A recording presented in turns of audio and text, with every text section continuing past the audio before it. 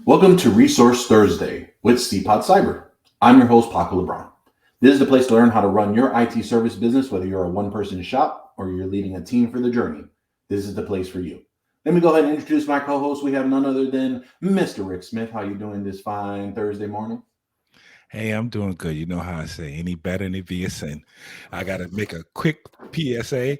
Drinking some of my daughter went to Guatemala. She brought me back some fine Guatemalan coffee. So I'm drinking that today for the first time, and I love it. Nice. So I actually will be in Guatemala next month from the 13th to 23rd. So you'll be having all Rick all week that week. So it'll be a great time for all. So, but we have a great guest today. We're going to be talking about cyber insurance and all what that means, at least as much as we can understand from what the little we know in our space. So, which is why we're getting the experts.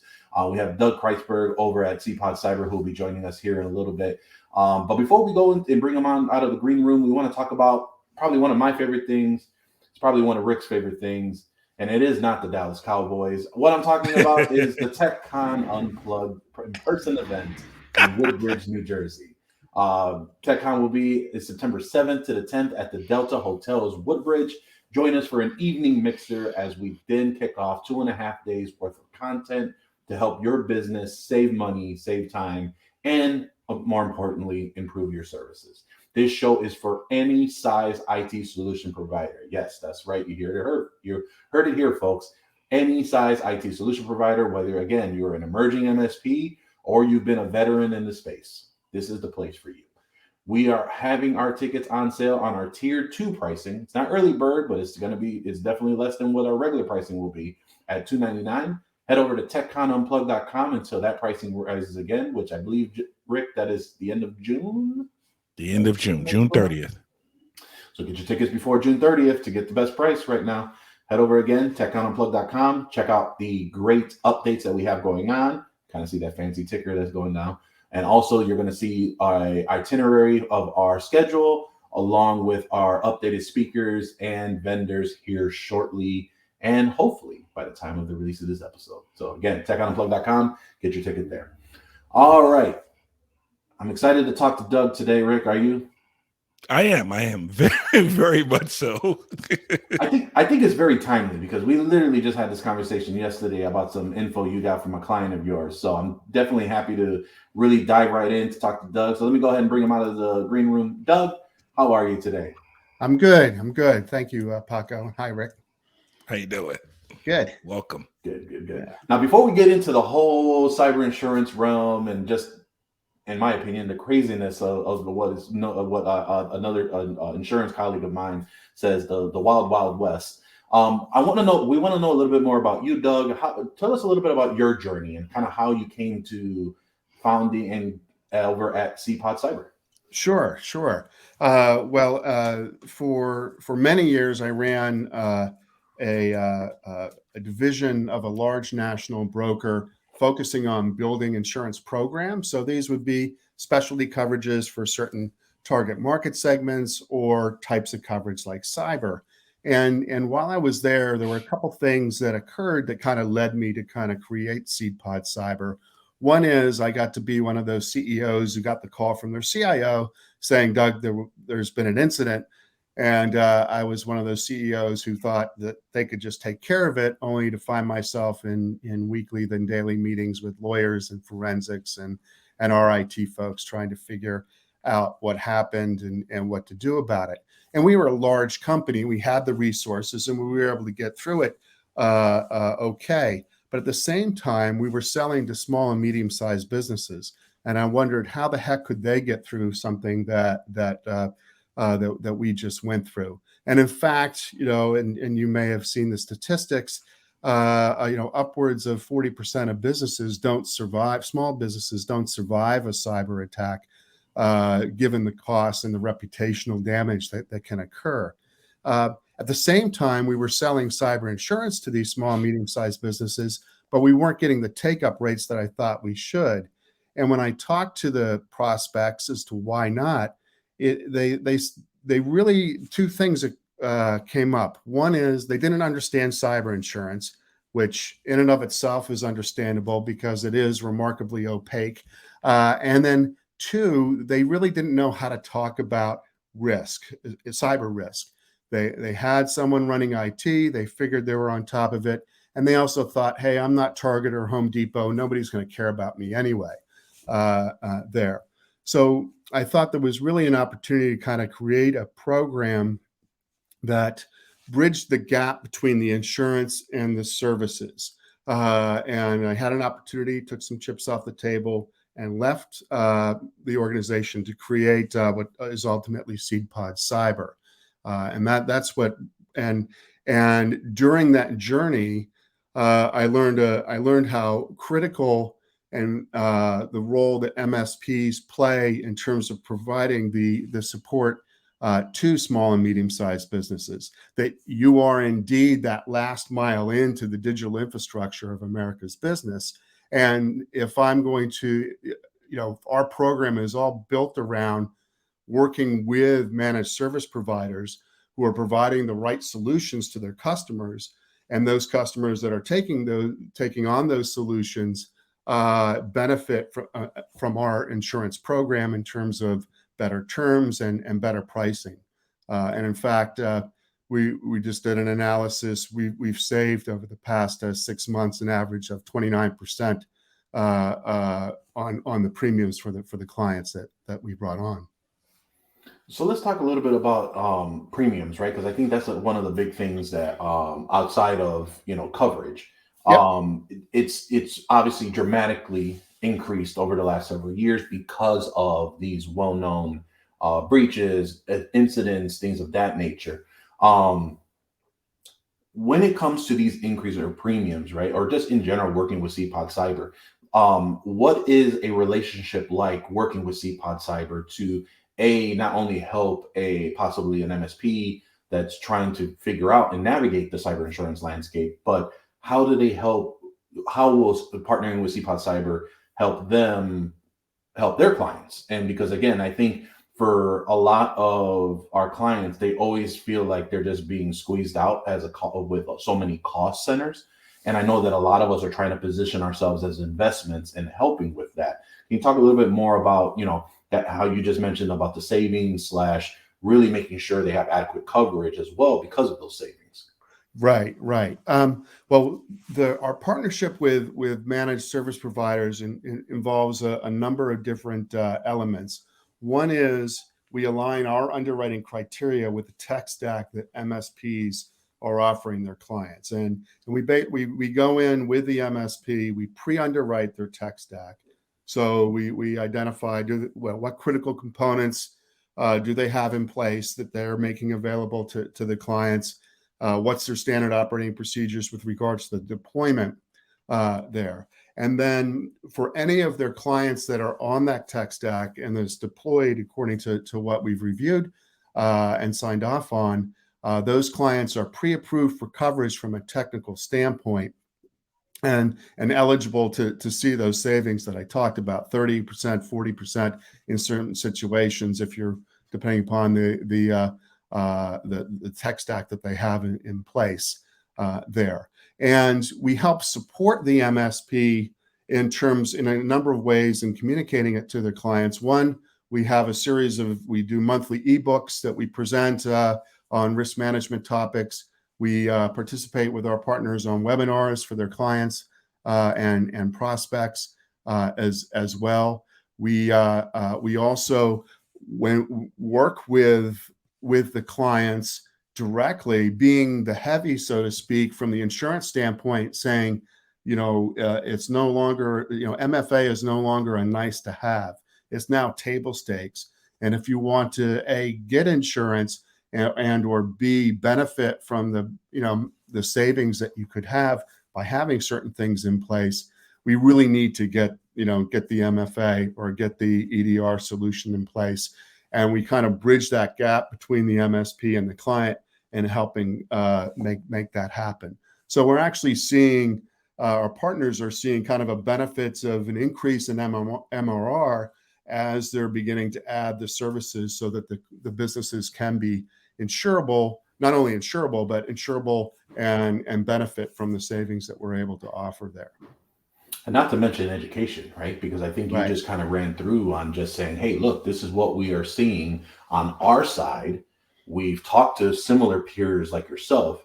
You really just need to do this. Like, this is Right. just, there's no back and forth on it. You know, you need EDR, you need MFA, you need security awareness training. Like, these are requirements that are going to not only benefit you in the long run, but also help you compete even with some of your peers, so you can get some of that market share as well. I think there's so many of us that, you know, we take so for granted on not knowing what we don't know. And a good friend of mine, Matt Lee, he always says that there's 3 versions, and Matt can kill me if I get this wrong. There's the stuff that you know but you ignore.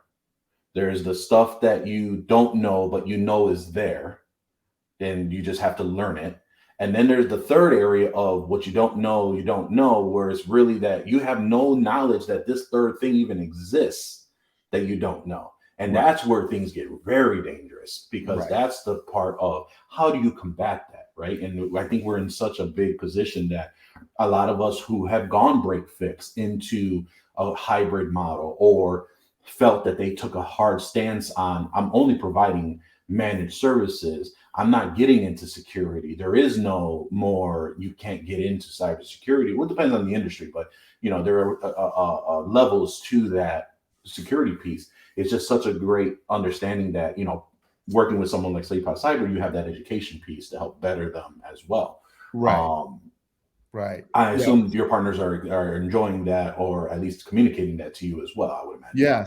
Yes. And we're, you know, one of the things that we do is we help communicate the value of cybersecurity, and, you know, through the insurance angle, certainly in the language that business leaders understand, which is dollars and cents. When I'm talking to a business that's one of our MSP partners, and I speak to, you know, the average incident costs related to a ransomware attack for a small business is $250,000. The average downtime for the business during that attack is 26 days.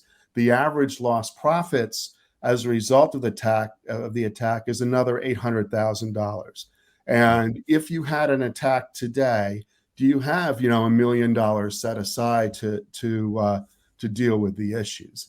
Is that going to be, or is that going to put a strain on your margins or cash flow here? And you know, looking at it from that viewpoint, the business is able to then begin to contemplate, okay, rationalize that against the cost of the additional solutions that they may have to put in place, as well as the insurance here. And even from the insurance standpoint, with, you know, a smaller business maybe paying, let's say, standard, you know, $5,000 on their cyber, or would be paying if they were quoted traditionally.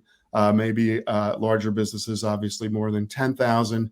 So if you look at what the, you know, a 20%, 30%, 40% savings off of that, and that can really help subsidize any additional controls that they may need to put in place there. And by having the controls in place, you're then, as a business, able really to be in a position to make sure that you're not being subject to wide variations and premium increases down the road, because you have a stable security platform in place.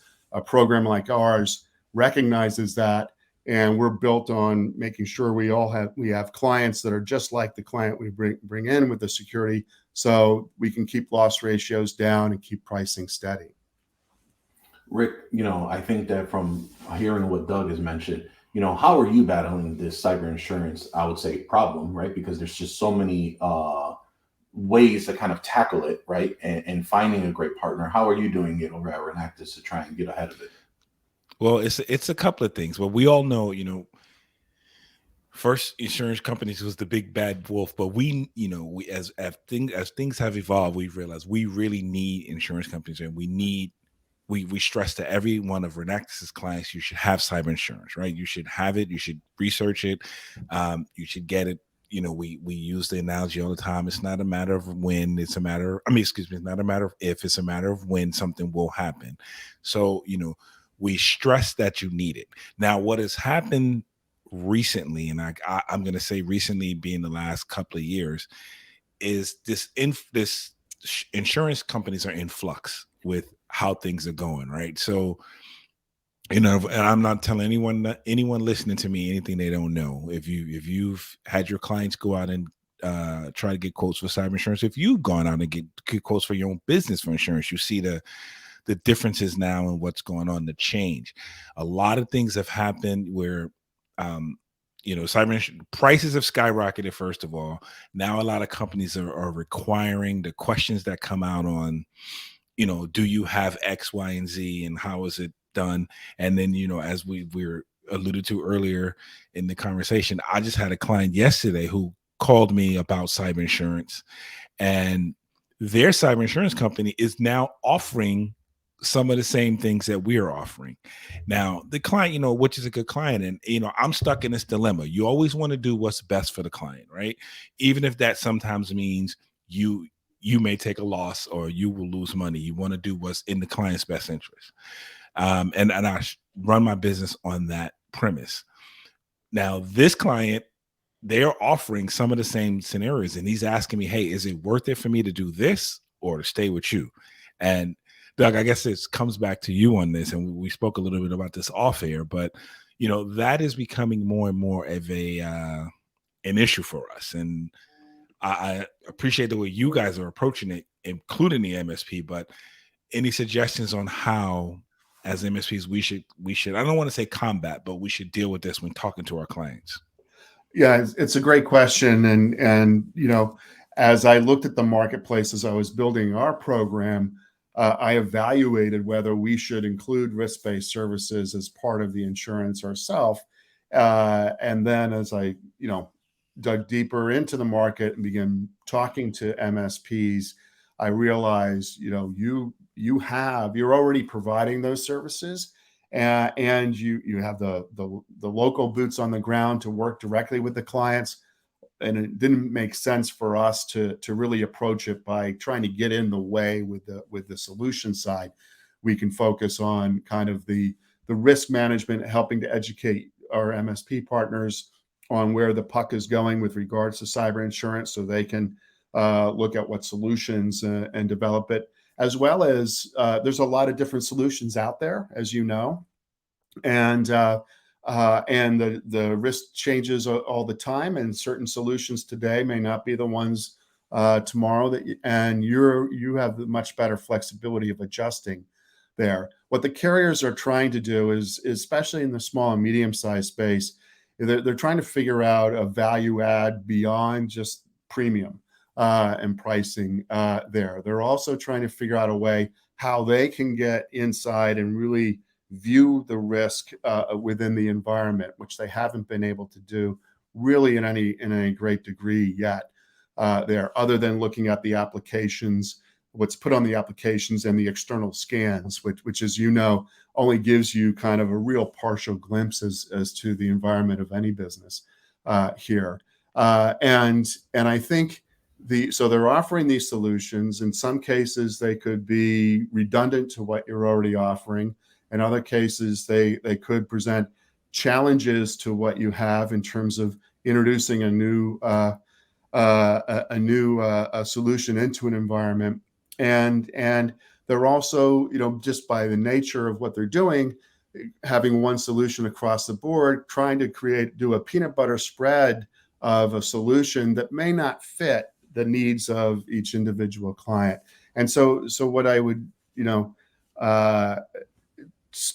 have you think about is in your conversations with clients is to talk to them about the fact that solution, there may be some more downsides to having the solution than upsides to them here. For the first reason, if they install if they put in place these solutions this year because they like the price they got from the carrier, what's going to happen next year when they get a quote from another carrier that they like even better?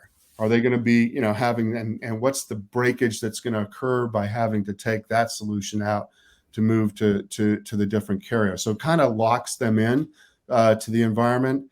And then secondly, from the standpoint of your role in terms of managing them, that kind of the conversation, you may need to think about what is going to be the limits of your liability.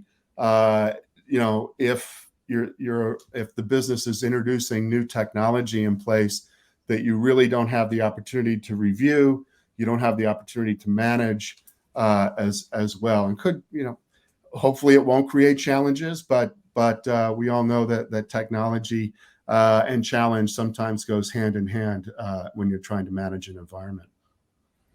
So speaking on that, I know we just talked about how cyber insurance companies obviously are offering tools to try and help with that risk that align with ours. We are now hearing some of our own tools are starting to offer cyber insurance. I think we just heard this past Monday, Kaseya just mentioned that they're offering now cyber insurance to their partners.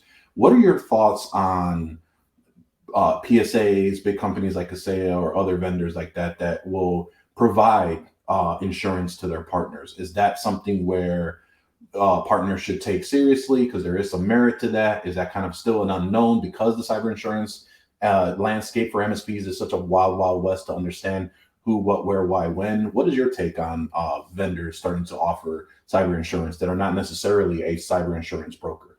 Right. I think the concept in theory sounds good. But what you have to really peel back is what are the resources and information that your client is actually going to receive from this?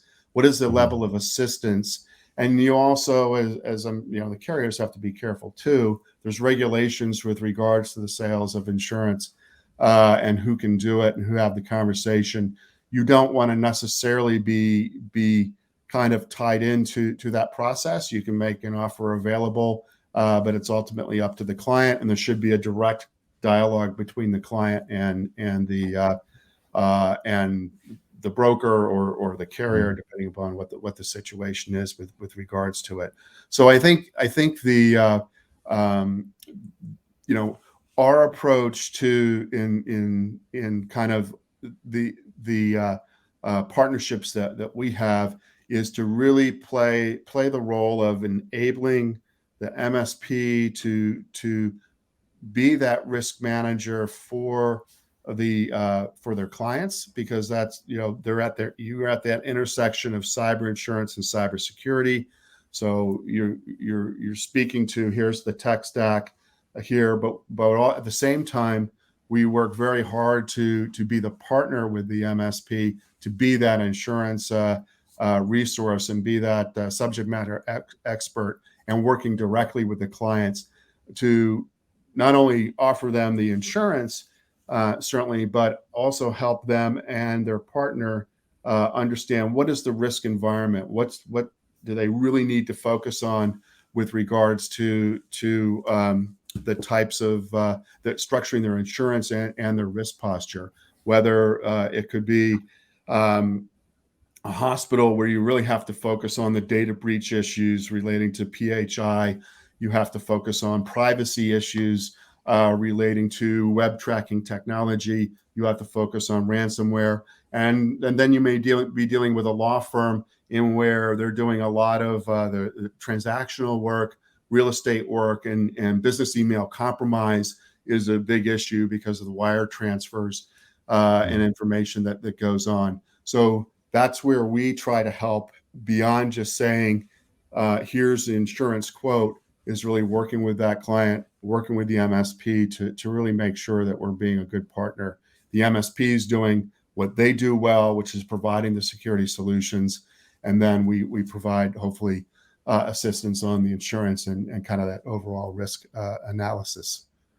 Gotcha. Now, swinging it back to Seedpod Cyber and those that want to partner with Seedpod Cyber, how does that process look? Is that a matter of reaching out And is there a partner program that kind of walks them through of the resources that are available? Can you talk a little bit about how does that adoption journey look like for someone that just may not know anything about cyber insurance? They hear our podcast and want to reach out to you and talk a little bit more about the topic and join the organization. How does that all work? Sure. Well, the couple things that we ask our partners to do.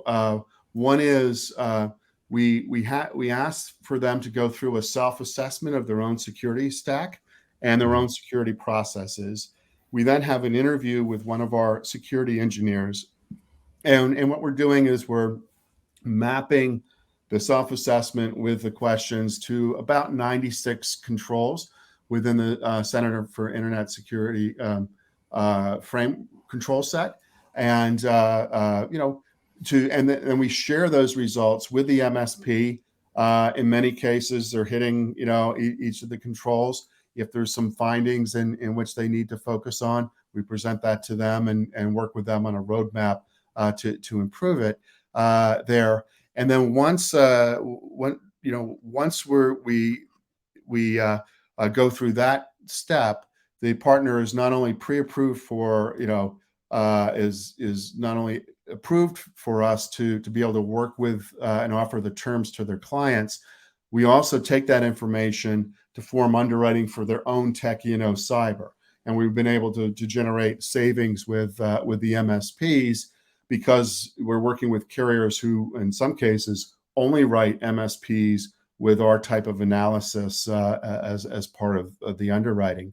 And then we work with that MSP once they become a partner in really formulating a communication strategy for their clients, including the ebooks, including the webinars, and other touch points that make sense from the MSP's perspective. We help generate new business leads for our MSP partners. We leverage our telemarketing, email marketing, social media outreach on behalf of our MSP partners. We're hoping to help them grow their business so we can get the insurance on the back end. And there's also a certain sense of client lock-in, because once if a client of an MSP who's insured with us chooses to leave that MSP, because we only work with qualified MSPs, at renewal, we would have to non-renew coverage. And then there's also an economic kind of fee that's made available through the process to help us, each time one of the clients asks for a quote there, and the MSP helps us to validate that those controls are in place. So those are all that's kind of the steps that take us from someone who's interested into becoming a partner, and then the benefits of the partnership as we move forward.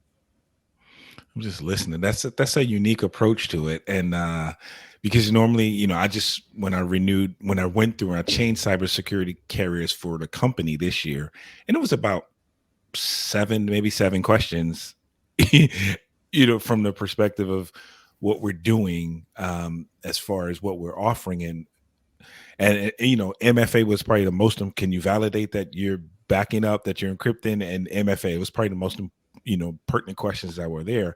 But your approach to this is also, I think, now I may be reading too much into this, but it's also a way for us to check against what we're doing if we're meeting those standards, right? Right. As an MSP, if I have to answer these questions to you, and as you say, you come back with your own assessment, and that's just great for us as well, to make sure we're not only covering our clients but covering our own butts. And I always say, my biggest thing is we have to eat our own dog food. So what we're offering to our clients, we should be just as secure. The same things we preach to our clients, we should be just as secure or just as vigilant with that as, if not more, for our own offices. So I just think that's a unique way of doing it. So I'm impressed with that. Yeah, thank you. And it has a couple things that have kind of occurred that we weren't even aware of. One is some of our MSP partners are actually using the report that we provide them as a marketing, as marketing. They're presenting it to their clients, they're presenting it to prospects, saying, "Hey, our security tech stack itself has been, vetted by an insurance entity, and kind of gone through. We show the list of the controls that they've met, and then others are really find, and this is probably both, but finding value in the findings themselves. We worked with one who passed. They met the criteria, but there were a couple things that we want, we encourage them to focus on, particularly in the area of alerting around, activity within your RMM and activity within the whatever credential management or content management that you're holding your client credentials. Those are obviously both are the keys to the kingdom from a risk standpoint. And they were really, they found that to be extremely helpful. And instead of us saying, well, you need to have, a SOC 2 report, and we always encourage firms to, continue and try to migrate towards formal assessments, at least to have have the report, have the findings, begin working towards it, improving, the maturity of your own tech stack is beneficial. And the MSP partners, they want to learn, they want to grow, they want to be, best, not only just to secure themselves, but, in order to be there in the best way possible for their clients. Yeah, absolutely. Doug, we definitely ran through so much in this episode already. I know there's so much more that we can cover. As we round out the episode, is there anything that you would like to highlight before we kind of round out the show? And just for those that want to maybe A, reach out to you, or B, know more about Seedpod Cyber and become a partner? Sure. Well, first of all, you can go to our website at seedpodcyber.com and provide there's an opportunity to reach out to us through the website.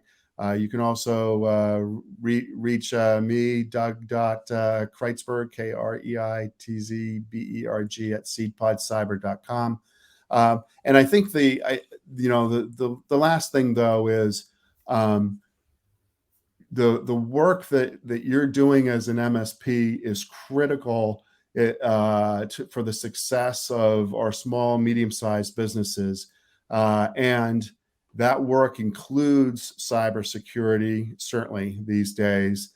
And from our standpoint, we're in a position, we want to help you be able to communicate that need and as well as what solutions are important to your clients. And we look forward to working with anyone who's interested within your community to do so. Awesome.